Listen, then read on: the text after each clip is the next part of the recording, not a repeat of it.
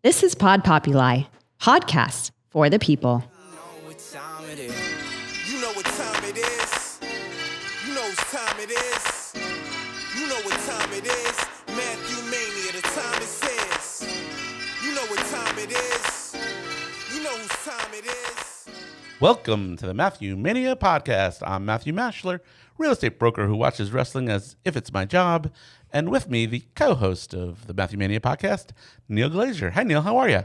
Good. How you doing, Matthew? I'm doing great. We have a very special guest today.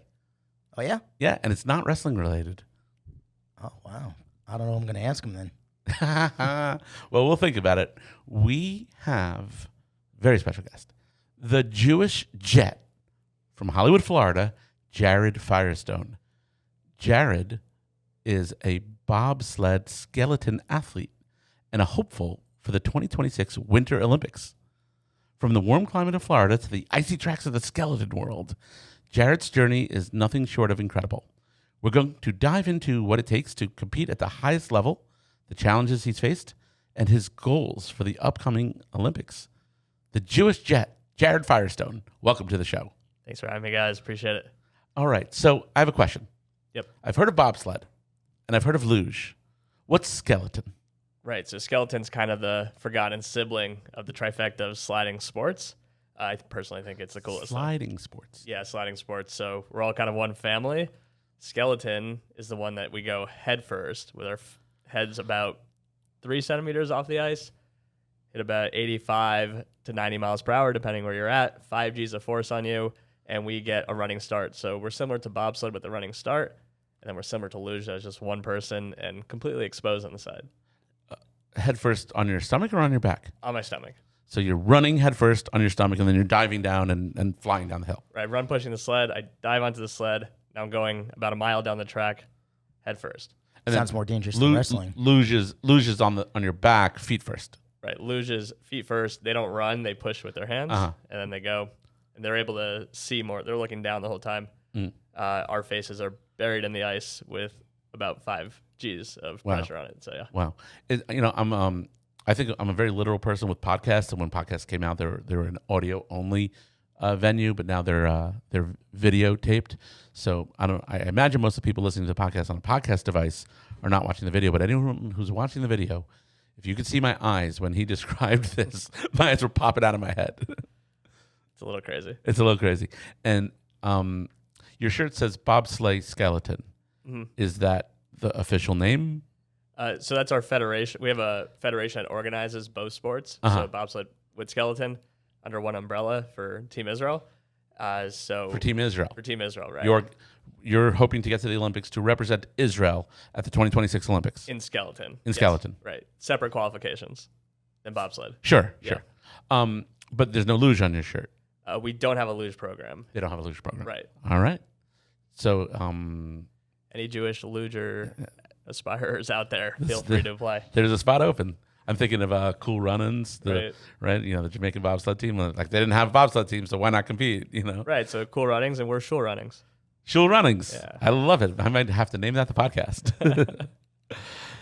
So, like, you're from Florida, so I want to ask like how you got involved in this. But even if like you were from I guess if you're from like a snowy state like Tahoe or something, like it's there, right? Like, so it's not as surprising how you get started with it. But coming from Florida, how did you like discover and develop a passion for skeleton? Yes, I didn't know what the hell skeleton was till I was 26. I was in law school in New York City at the time. Saw skeleton on actually the 2014 Olympics and thought that was pretty cool. I had a track background. I ran the 100 meters in high school here. I was actually a Broward County district champ in 2008. What high school? Pinecrest. Pinecrest High School in Broward County? Yeah, Fort Lauderdale. And then you said law school in New York? Right, with Tulane. I ran 4 years of track in between. Kind of temporarily ended my athletic career. Went to law school like any nice Jewish boy would. What law school? Cardozo.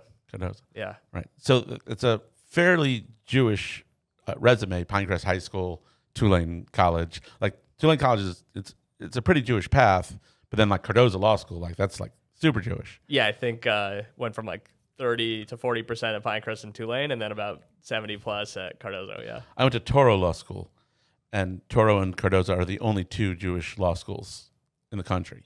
Oh, I didn't know that. Didn't know that there were only 2, or I didn't know there were only 2. or you didn't know that there was a second. I don't want to offend you, but yeah, I didn't know there was a second. But what was weird about it was it was like St. John's is a Jesuit school, Right. but it's open to everyone. There was just as many Jewish students at St. John's Law as at Toro Law. Naturally. It was definitely not the majority. So it looked like any other law school, but closes early on Friday and the libraries closed on Saturday. Right. And my friend Gus couldn't understand the cafeteria. Even into his third year, was still trying to order a ham and cheese sandwich. Slow learners, but yeah, I didn't know about the library at Cardozo because I wasn't there on weekends anyways. There you go. Yeah, there you didn't go. affect me. So okay, so this Jewish lawyer college path, and then you just burned it all. I wouldn't say burn it all. I am barred in both Florida and New York. All right, good. That was kind of the deal I made with my parents. But in my first year of law school, I was working really, really hard. And then I woke up one morning, I had a TIA, which is a mini stroke. Oh. And then while I was recovering from that is when I saw a skeleton on TV. And then I resolved to get back to my prior dream and aspiration, which was to represent Israel in track and field in the Olympics. But then I found a different avenue that was skeleton. Are there a lot of other people on the skeleton team? Right now, there's one other athlete. He's actually from Boca, funny enough. Oh, yeah? Yeah, so we have 2 total, and they're both from South Florida. And before you went there, did Israel have a skeleton team? We had a team. We were an Olympic program in 2018. Mm-hmm. AJ Edelman, who's actually our bobsled pilot now, he qualified for Pyeongchang, then he retired from skeleton. But I think our program started around 2010. Israel had its first skeleton athlete. Because there's not a lot of snow and bobsledding and skiing in Israel. Right. I It's can imagine. been all American. And I was going to ask Jared, growing up, especially here in the Sunshine State, what was the biggest challenge in transitioning to a winter sport? Right. So I was living in New York City, at least, which made me a little used to the cold. But my gear is severely lacking. My first year, I look back, it's so embarrassing what I was wearing. As a bathing suit? Basically bathing suit Speedo going down the track. Super makeshift compared to everybody else. I still don't have ski pants. I think I just my coach just gave me a pair this season.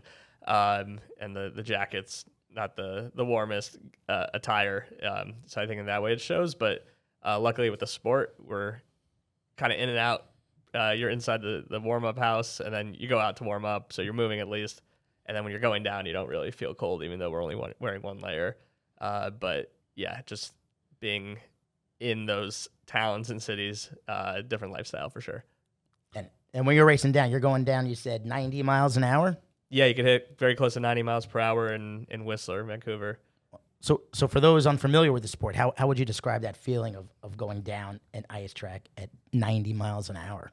Yeah, it's not comparable to anything. You could be driving on the highway going 90, but just imagine that your face is an inch off of the road and you're making turns every few meters.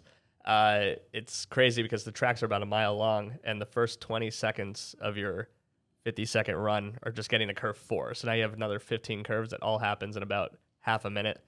So you can imagine I think of it as being like a fighter pilot or maybe like one of those Jedi plane drivers in Star Wars, kind of that type of, in terms of your instincts, an F1 racer.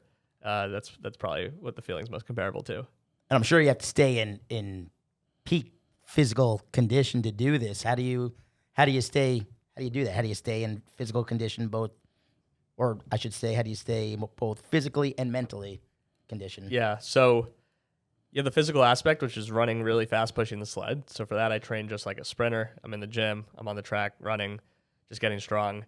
The mental game is completely different. So unlike track and field where you run the 100 meters and you just stop, now you're running your 30 meters, you're jumping on the sled, and now you got to navigate this track at 90 miles an hour while being very calm because tension in your body leads to mistakes.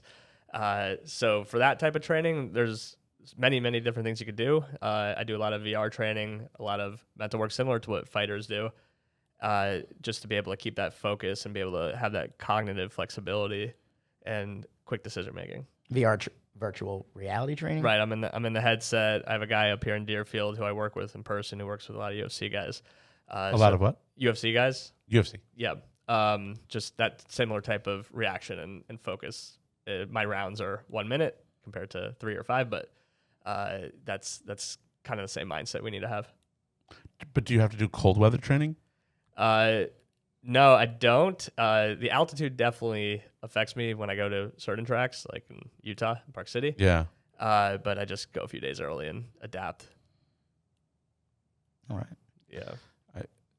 I know that from my experience when I go to Utah, like I get winded easier, and then I think it was like Aspen, like I had to put like even take some oxygen. Yeah. So here in Boca, we're 0 feet above sea level. No oxygen needed here. Yeah. So Plenty to go around. All right. So how does it feel? What does it mean to you to represent Israel on the international stage, especially in a sport where the country isn't traditionally known for competing?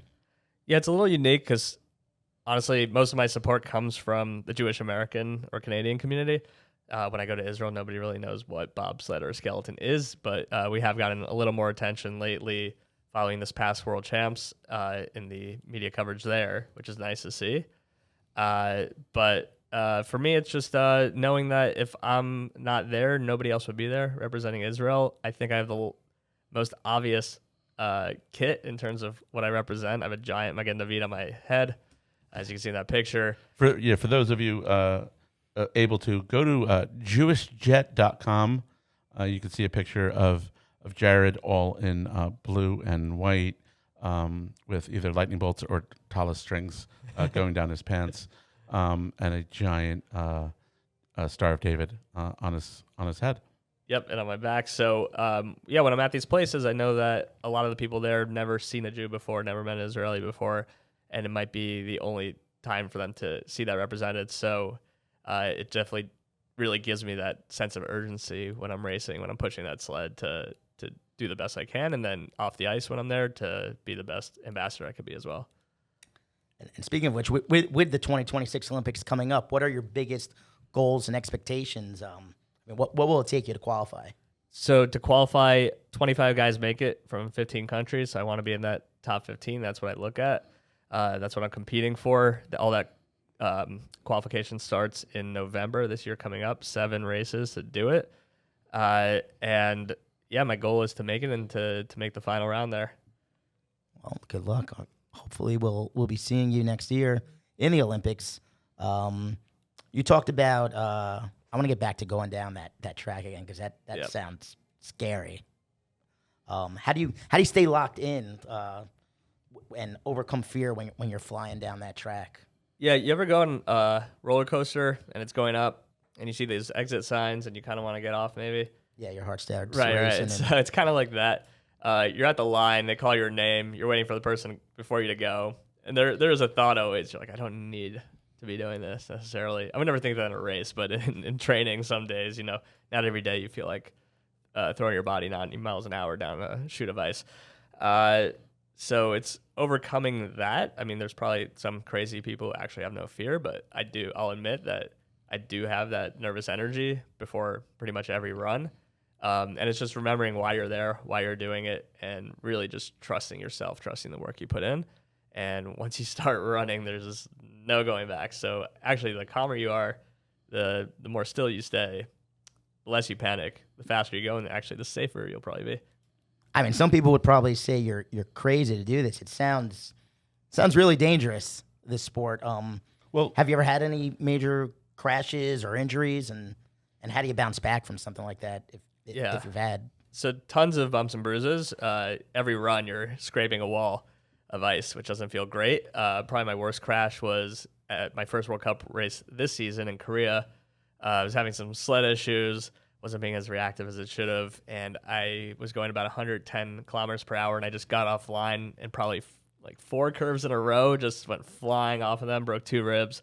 But I had a race the next week, so 3 days later, we were in Whistler, Vancouver, and I was going down the fastest track in the world, which was definitely a unique experience and mental test.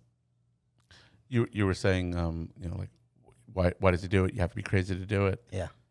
But it's for the money, right? Like, there's good money in this? Good money for other people that I'm giving mine to.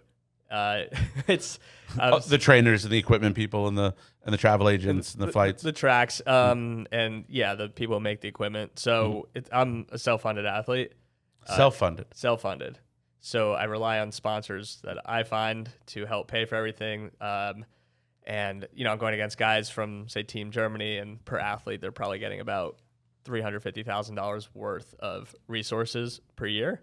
I've been getting zero. Actually, Israel, for the first time, is giving me some support going into this Olympic season, which will help a lot, but not everything. So, yeah, that's what makes it tough for small nations, because I'll get a budget, and I'll know, okay, that means I can only do this much. I can only upgrade this equipment. I can only go to these races, as opposed to everybody else that just does what they want, maximizes their potential. So that's how it's been the last 6 years. For example, I didn't have a coach in person till this year. I would just beg people to film me and then send it to an ex-athlete who was willing to help mostly, or I had my sister come out one time, or just friends who live in the areas of the tracks. So yeah, that's definitely the toughest part, but it's very, very expensive. I picture countries like Russia and China that just like give their athletes salaries and train them all day, every day. It's their full-time job, and that's all they need to do. Yeah, we don't have that. So I work part-time as a lawyer, even during the season. Not ideal, not the best for performance, but otherwise I wouldn't be there. So right, and if you have a court date when you have to be in Korea, that doesn't work either. I do a lot of adjourning. I try to stay away from court, but if I have to do something, I'll just What kind of law do you practice? So now I've been mostly taking probate cases, because the clients are dead, so they won't bother me during the season. But sometimes they're beneficiaries. But they can't sponsor you. They can't sponsor. That's the problem. They can't sponsor me, right? So that's the catch. And then I work with a lot of small businesses, just helping with their contract work. But hoping to get to the point in Olympic year where I have the sponsorship secured, where I could take a short hiatus from law and just focus giving it my all, because I don't want to have any regrets next season. Do you do any intellectual property? No, I've trademarked the Jewish Jet, but that's about it. Yeah. But if over at Boca Raton Championship Wrestling we need a couple things trademarked, is that something that you could help us with? Yeah, we'll discuss. We'll discuss that. Usually figure it out with the help of ChatGPT. I guess you guys can even do it. Awesome, because I've been inventing characters lately. Oh yeah. Yeah. Jared Schwab, the official lawyer of BRCW. Jared Firestone. I'm so Schwab. Why did I say Schwab? You're thinking about money. Jared Schwab's the artist. Oh, okay. Yeah. But Jewish Jet's a trademark. Firestone sounds like it could be a good. Sounds like a superhero character right there. Yeah, Firestone. Yeah, I think that's Just better than Fierstein, which it was probably 50, 60 years ago. Right. That sounds so superhero sounding. Of course, if your ancestors did work like blacksmith and work with fire, then certainly snowy skeleton runs were the exact opposite of what they were doing. Yeah, exactly. Well, it's not genetic, I guess. Yeah. Anyway, any relation to the tire company? No, I don't think they're Jews. We don't. Can we get some sponsorships from them? I think Bridgestone owns them now. Bridgestone? I think that would be a good angle. It makes sense. They do sponsor the top U.S. bobsled female pilots, so they're in the game. By the way, if you know anyone at Firestone, just shouting out that them not sponsoring Jared is completely anti-Semitic. Right. Yeah. We're calling out Firestone right now. Yeah, I think Harvey Firestone was the original guy. I think he was good friends with Henry Ford. The actor? No, the tire guy.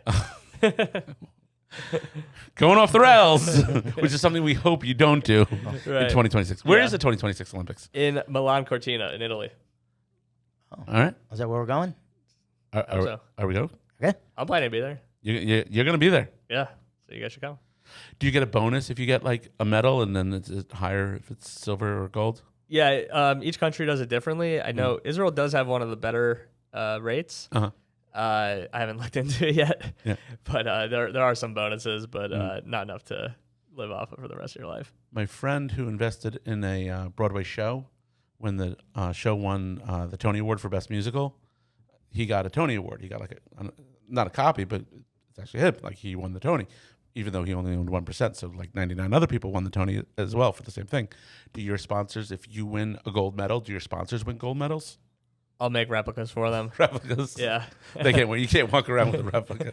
Right, yeah. I'll tell them it's real. But yeah. Depends how much they give. So speaking of sponsors and all this, who's been your biggest supporter throughout this journey? Definitely. Financial support. Right, financial supporter. I was gonna say my parents for a long time staying at their house and saving rent. They weren't. Shout giving out me to money, Mr. but and Mrs. Firestone for everything you've done. Yeah, seriously. For Israel and for the Olympics and for humanity. Exactly. So thanks to them and my whole family. But financial support, definitely this year I had some cool things come on. City of Miami Beach sponsor me, which was really helpful. Bratter Law, they're up here actually. They're in Palm Beach and in Miami Beach, a law firm, immigration law. Shout out to them, and that allowed me to finally get that coach this year, which was super, super important. And then Harris Partners Incorporated up in Canada, that consolidation, they came on this year too. And then we're hoping to grow that a bit heading into the Olympic year, get a lot more exposure, a lot of media coverage coming up. So anybody interested, have some space on my speed suit for you. And where do you actually do your training, the actual Sliding? the sliding. Yeah. So my home tracks are Lake Placid, New York, Park City, Utah. Vancouver and Whistler is the other track in North America. And then this season I raced in Norway, in Lillehammer. I raced in Pyeongchang. Basically anywhere there's been an Olympics, they usually have a bobsled skeleton track. So And how often do you practice? So on this? from middle of October through my last run of the year was 2 days ago, so end of March. You can only go down 2 to 3 times a day depending where you're training because the effect it has on your body is pretty extreme. By the third run, you're How long does it take to get down? the time you get Depending on the top track, to the bottom? Yeah. Yeah, 50 seconds to a minute, depending on the track. Like we were in Orlando the other day, and if you go on like the Incredible Hulk roller coaster, like you go on multiple times, you could tell like by that third or fourth time the effect it has on your body. Right. So I could relate. Yeah, to what you're saying. You definitely can. So yeah, imagine if you were driving the Hulk too. So it's the same thing. You feel that kind of dizziness, I would say, but you still have to make all the decisions and stay safe and go fast. So after a while, extremely diminishing returns. So 2026 is the Olympics. Mm-hmm. You're gonna be there. Let's say that you'll be there. Plan to be there. We plan on you being there. After the 2026 Olympics, do you see yourself staying in the sport at some capacity, or do you have any other future plans after that? Yeah, I think probably move on. Again, like we were saying at the beginning, I think I'm naturally a warm weather person, so I probably won't throw myself into those environments in a coaching way or anything like that. I think the 2034 Olympic Games are in Salt Lake, so maybe hopefully Israel will have a few athletes there. I'll go support them, but yeah, besides that, I'll probably stay pretty far away from the sport, but I think a lot of people say that, and it's harder than it sounds. All right. Jared, I want to say it's been awesome having you on the show. Your journey is inspiring, and we'll all be rooting for you as we push toward the 2026 Winter Olympic Games. Where can our listeners follow up with you, stay updated, hear about your road, and please make a pitch for money?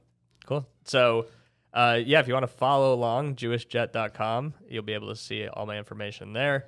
I have a nonprofit called Advancing Jewish Athletics. It's a 501c3, and our mission is to grow Jewish sport, grow Israeli sport, and I'm leading the way on that, trying to make it to the games and spread that message. Is sponsoring you and supporting the charity the same thing or different things? So it's a perk of if you could through the charity, if you earmark it for me, if you say this is for Jared Firestone sponsorship, it all gets to me, and then in exchange for your donation, I will represent your company, depending on the amounts. On Instagram is a great way to follow my story. It's just my name with an underscore, Jared Firestone _.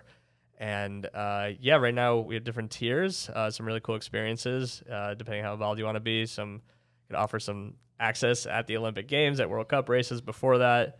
Those races are on ESPN, so a lot of chances for exposure. And really any support helps. Maybe some logos on your logos on the sled, logos on the speed suit, the helmet's. Well, I can't take away from the Jewish star. The helmet's untouchable. Right. Yeah, that's just a classic in the sport. So the helmet is what it is, but all over the body on the kit. Some of the social media videos, you could definitely get some space up there. And who knows, maybe after 2026, I mean, the Jewish Jet, that sounds like a cruiserweight champion name. Yeah. And I think Jared would qualify. There is a large precedent for people making the transition from other sports and from the Olympics in various sports to the wrestling world. So certainly, if you bronze or better, we can talk about that. Okay. Yeah, I'll think about that. I think my parents would actually kill me. So yeah. Well, you have to celebrate if you right. What better way to celebrate than become a wrestler? It's interesting, like when you set goals, right? Because I could say like bronze or better, but like, is the goal winning gold? Is the goal like getting to the Olympics, right? Those are two vastly different goals, but and they have to like both, right? You have to have both as goals. Yeah, you have to look. I don't promise anybody I'm going to win a gold medal when I'm at any race. I assume I'm going to win, and I have the mindset that I'm going to win the race, whether it's possible or not, to an outside bettor. But yeah, you just got to behave like the same desperation of I'm barely going to make the games, but also the same mindset as I'm going to win every race I'm at. So that's kind of the interesting contrast, the athlete mindset in a sport like this. Any man with two hands has a fighting chance. Exactly. All right. And then so jewishjet.com. And on Instagram it is that's old, but it's just my name now, Jared Firestone _ Okay, yeah, because I like the poetry of what's on your card. Right. J Fire Israel Slider. Right. J Fire Israel Slider was the original, I but like it. It's just make it easier to find me now, so it's just my name. And I like J Fire. Yeah, J Fire was my nickname in high school. Track and field, that was my track and field name. Yeah. Yeah. Track and field. Well, so what did you specialize in track and field? 100 meters. Oh, nice. Yeah, so nice. that's why the background for pushing the sled. I was going fast. Yeah. I was going fast. All about So jewishjet.com. Jared is accepting sponsorships, needs the sponsorships. He can make a tax-deductible donation as well. Thank you for joining us, Jared. And if anybody wants to reach out to him, feel free to do that. We wish you the best of luck, and really hope to hear the Hatikva played from the mountains of Italy throughout the mountains of Italy in 2026. That's the goal. Thanks for having me. All right. All right. Thanks for being here. You know what time it is. You know whose time it is. You know what time it is. Matthew Mania, the time it says. You know what time it is. You know whose time it is.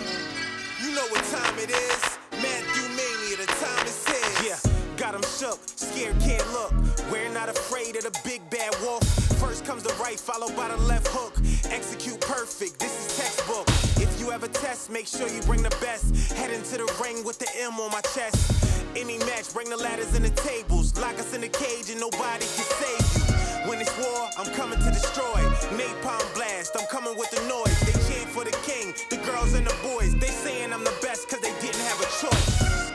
You know what time, you know what time, you know what time it is. You know what time, you know what time, you know what time it is. You know what time, you know what time, you know what time it is. You know what time, you know what time, you know what time it is.